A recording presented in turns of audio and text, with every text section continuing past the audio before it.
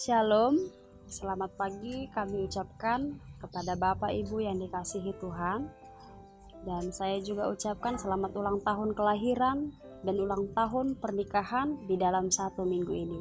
Sebelum kita melakukan aktivitas kita, ada baiknya kita mendengarkan firman Tuhan sebagai sumber kekuatan bagi kita di dalam satu hari ini. Firman Tuhan bagi kita tertulis pada Galatia 6 ayat 1, demikian firman Tuhan.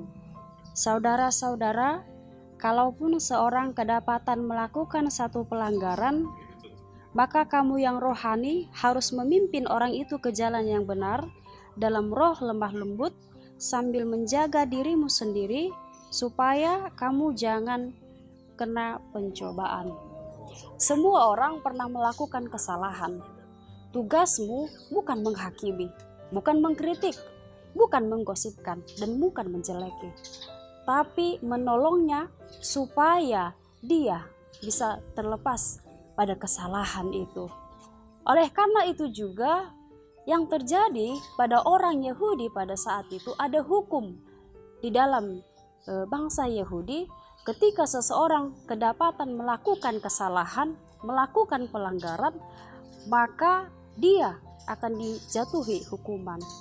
Contohnya, kalau seseorang kedapatan melakukan perselingkuhan, maka yang berselingkuh itu akan dilempari sampai mati. Nah, ketika hal itu terjadi, tidak ada pengampunan dan tidak ada kesempatan kepada orang yang melakukan pelanggaran itu. Untuk itu, saudara yang dikasihi Tuhan, di dalam nama Tuhan Yesus Kristus, tugas kita bukan untuk menghakimi mereka, tapi kita sebagai orang percaya harus membawa dia keluar dari kesalahan dan pelanggaran itu. Nah, untuk itu juga kita harus mampu menjadi teman dan kita harus bisa menguatkan mereka supaya kita tidak berfokus pada kesalahannya, tapi titik fokus orang percaya adalah membawa dia keluar kepada pencobaan, kepada kesalahan itu. Oleh karena itu juga jemaat yang dikasihi Tuhan, menolong orang yang jatuh adalah gaya hidup orang yang rohani.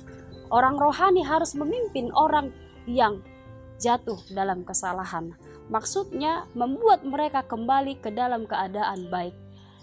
Adalah orang yang pernah melakukan hal yang demikian. Jika tidak, jadilah satu dari antara mereka. Jika saudara tidak mampu dan jika saudara tidak menemukan orang yang bisa membawa orang lain ke dalam kelepasan supaya dia terlepas dari kesalahannya, jadilah orang yang mampu membawa orang lain supaya dia keluar dari kesalahan itu. Kata memimpin dalam bahasa Yunani disebut katarizo, yang artinya memulihkan. Memulihkan berarti memimpin orang ke pertobatan yang benar dengan lemah lembut dan menaruh hati, menasehati sesama. Seperti yang tertulis di Matius 18 ayat 15-17. Jika kedapatan orang melakukan kesalahan, maka tegurlah dia dengan 4 mata. Jika ia tidak mengindahkan teguranmu, maka bawalah temanmu yang lain. Dan jika dia juga tidak mengindahkan yang kamu katakan, bawalah dia ke dalam jemaat.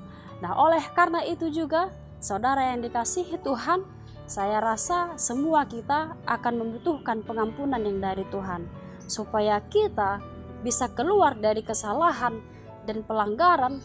Kita harus membuka diri untuk mampu memberikan pengampunan kepada orang lain. Tidak mudah untuk melakukannya, namun berikanlah hatimu supaya kamu bisa menolong orang keluar dari permasalahan dan keluar dari yang membuat ia merasa terbebani dalam pencobaan yang ia alami. Oleh karena itu, menegur jangan sampai menghina, menasihati jangan sampai menyakiti, mendidik jangan sampai memaki. Jangan fokus kepada kesalahannya, tapi fokuslah membimbing dia supaya dia keluar dari kesalahan dan pelanggaran yang ia lakukan. Amin, demikian firman Tuhan.